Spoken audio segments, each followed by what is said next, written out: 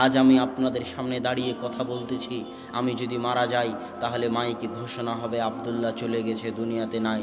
অথচ আমার হাত, আমার পা, আমার চুল, আমার নাক, আমার মুখ সব কিছুই আছে। তারপরও মানুষ বলতেছে আমি নাকি চলে গেছি। তার মানে আমি এতক্ষণ যে কথা বলছিলাম, তো আমার ভিতরে একটা রূহ ছিল। ওই রূহটা আমার ভিতর থেকে চলে যাবে। ওই রূহটা যেখানে যাবে সেখানে বিচার হবে। ওই রূহটা যেখানে গেছে সেখানে বিচার হবে। অতএব বিচার সত্য, অতএব কিয়ামত সত্য, পরকাল সত্য। যে আল্লাহ আপনাকে প্রথমবার বানিয়েছে তার জন্য দ্বিতীয়বার বানানো সহজ। তাই বুদ্ধিমত্তার পরিচয় দিন, নিজের জন্য কিছু করুন, নিজের স্বার্থ বুঝতে শিখুন, স্বার্থপর হয়ে নিজের জন্য কিছু করুন। সন্তান সন্ততি মানুষজন বাড়িঘর অনেক করেছেন, এবার একটু পরকাল কিয়ামতে নিজের জন্য কি নিয়ে যাচ্ছেন তা একটু দেখুন। এই জন্যই কিন্তু আল্লাহ আপনাকে সৃষ্টি করেছে, ওয়ামা খালাকতুল জিন্না ওয়াল ইনসা ইল্লা লিয়াবুদুন। মানুষ এবং জিনকে সৃষ্টি করেছি শুধু আমার ইবাদত করার জন্য। সকাল থেকে সন্ধ্যা পর্যন্ত, জন্ম থেকে মৃত্যু পর্যন্ত মানুষ শুধু আমার ইবাদত করবে, আমার জিকির আজকার করবে, আমার তাসবিহ তাহলিল করবে। এটাই মানুষের কাজ। তাহলে খাওয়া দাওয়া, চাকরি বাকরি, বেঁচে থাকতে খাওয়া লাগে তাই খাবে। কথা মনে হয় বুঝাতে পারি? বেঁচে না খেলে তো বেঁচে থাকবে না। বেঁচে থাকতে খাওয়া লাগে তাই খাবে। খেতে হলে একটু চাকরি করা লাগে তাই চাকরি করবে। কিন্তু আসল কাজ কি? কথা বলেন না যে আসল কাজ কি? ইবাদত করা।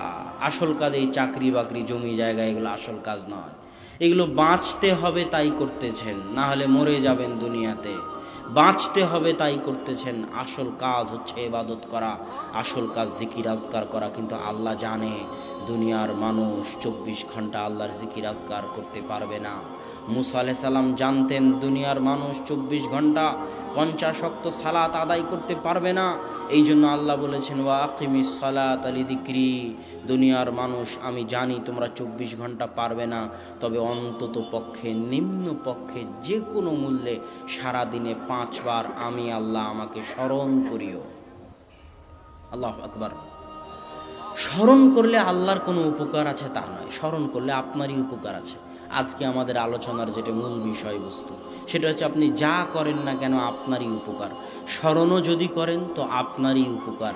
ইউনূস আলাইহিস সালাতু ওয়াস সালাম যখন মাছের পেটে ছিল তখন তিনি বলেছিলেন, লা ইলাহা ইল্লা আনতা সুবহানাকা ইন্নী কুনতু মিনাজ জালিমিন।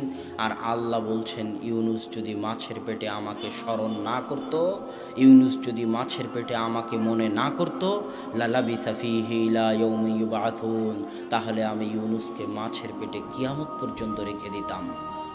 আল্লাহ বলছেন, ফাযকুরুনি আযকুরুকুম। দুনিয়ার মানুষ, তুমি আটলান্টিক মহাসাগরের অতল গহ্বরে, আফ্রিকার জঙ্গলের অতল গহ্বরে, বিশাল মরুভূমিতে নির্জন যেখানে থাকো না কেন, যখন থাকো না কেন, তুমি একটা নগণ্য সৃষ্টিজীব হওয়ার পরও আমি মহাপরাক্রমশালী আল্লাহকে যদি স্মরণ করো, যেখান থেকে স্মরণ করবে, যখন স্মরণ করবে, আমি আল্লাহ তখনই সাড়া দিব। আল্লাহু আকবার।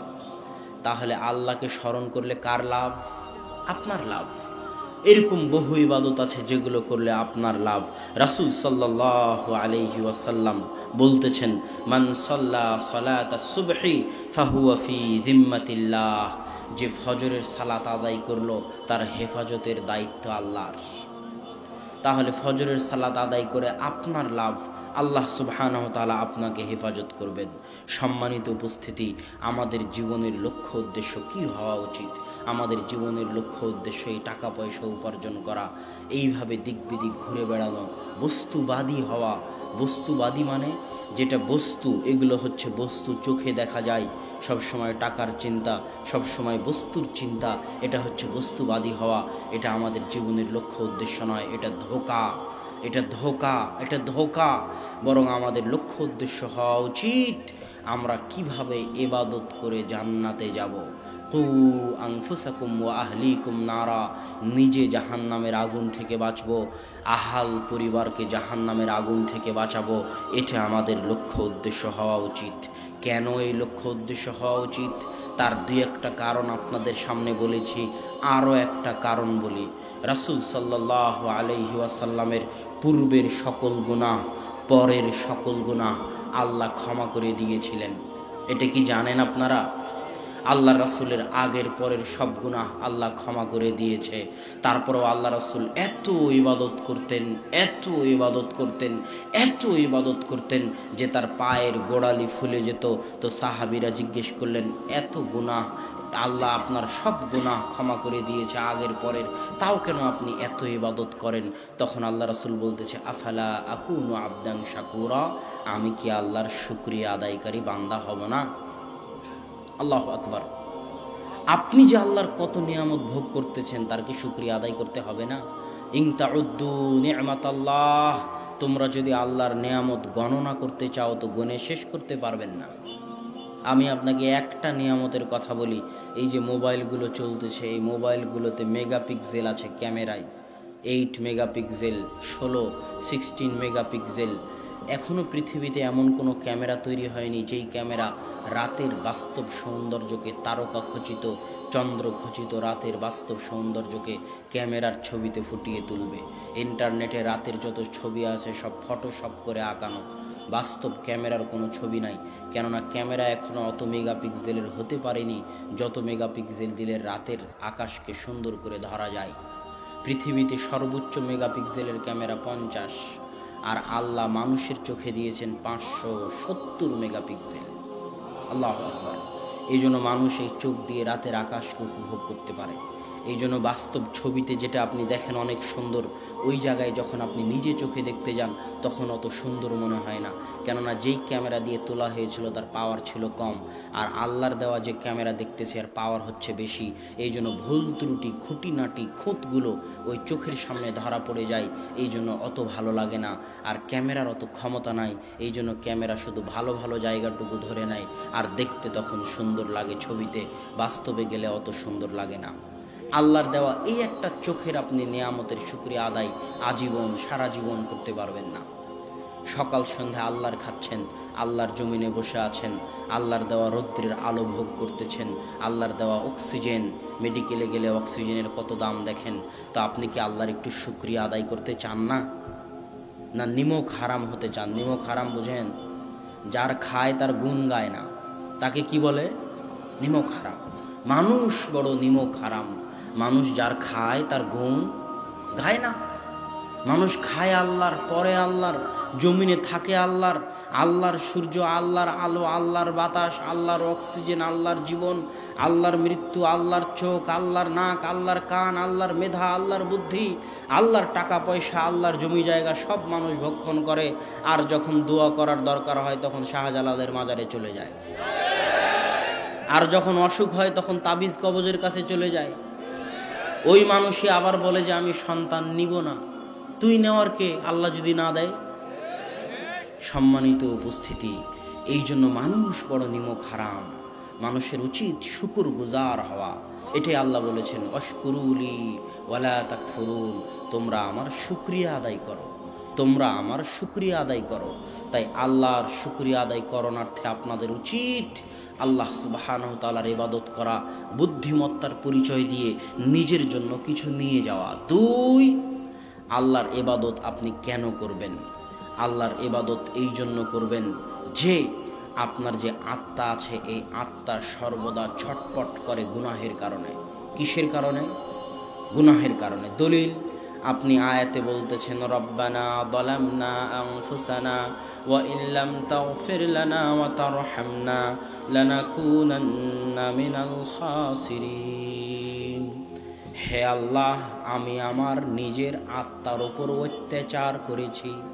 রব্বানা জালামনা মানে কি জানেন? রব্বানা জালামনা আনফুসানা মানে এটা নয় যে হে আল্লাহ আমি গুনাহ করেছি। রব্বানা জালামনা আনফুসানা মানে হচ্ছে, হে আল্লাহ আমি আমার আত্মার উপর কি করেছি?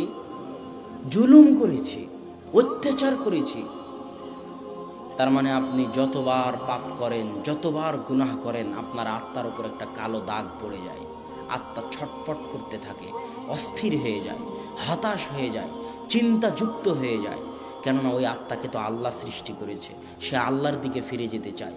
কিন্তু আপনার হাওয়া, আপনার প্রবৃত্তি, আপনার মনের স্বাদ, মনের চাহিদা, টাকার নেশা, গুনাহের নেশা, আপনি আত্মার উপর অত্যাচার করেই চলেছেন। আত্মাকে আপনি শান্তি দিচ্ছেন না। যখন এই গুনাহের বোঝা অনেক বেশি হয়ে যায়, তখন অস্থিরতার একটা পর্যায়ে, হতাশার একটা পর্যায়ে, চিন্তার একটা পর্যায়ে আত্মা আত্মহত্যা করে বসে, অথবা সব পাপ গুনাহ ছেড়ে দিয়ে আল্লাহর রাস্তায় ফিরে আসে। এটাই আল্লাহ বলেছে, আলা বিযিক্রিল্লাহি তাতমাইন্নুল কুলুব। তোমাদের গুনাহের কারণে তোমাদের আত্মা যে ছটপট করতেছে, অস্থির হয়ে আছে, হতাশ হয়ে আছে, তোমরা যদি তোমাদের আত্মাগুলোকে শান্ত করতে চাও, শান্তি দিতে চাও, প্রশান্তি দিতে চাও, তাহলে তোমরা আল্লাহকে স্মরণ করো। জেনে রাখো, আল্লাহর স্মরণে মানুষের আত্মাগুলো প্রশান্তি পায়। আল্লাহু আকবার। আমি যদি আপনাকে বুঝাতে না পারি এগুলোর মর্মার্থ, আমি ব্যর্থ। আমি যত ভালোভাবে বুঝাতে চাচ্ছি তত ভালোভাবে যদি বুঝাতে না পারি তাহলে আমি ব্যর্থ। আমি যত ভালোভাবে বুঝাতে চাচ্ছি অত ভালোভাবে যদি আমি বুঝাতে না পারি তাহলে আমি ব্যর্থ। আমি বলতে চাচ্ছি, আপনি কোটি টাকার মালিক হলেও আত্মার শান্তি কিনতে পারবেন না। আপনি 100 তলা বিল্ডিংয়ের মালিক হলেও, এসি দেওয়া থাকলেও আপনি আত্মার শান্তি কিনতে পারবেন না। রাত্রিরে ঘুম হবে না, আত্মার শান্তি কিনতে পারবেন না। আত্মার শান্তি নিহিত আছে আল্লাহর স্মরণে। 100 তলা বাড়ি করে যদি বলেন হাদা মিন ফজলি রব্বি, এই 100 তলা বাড়ি আল্লাহর দয়ায় করতে পেরেছি, আত্মা শান্ত হয়ে যাবে।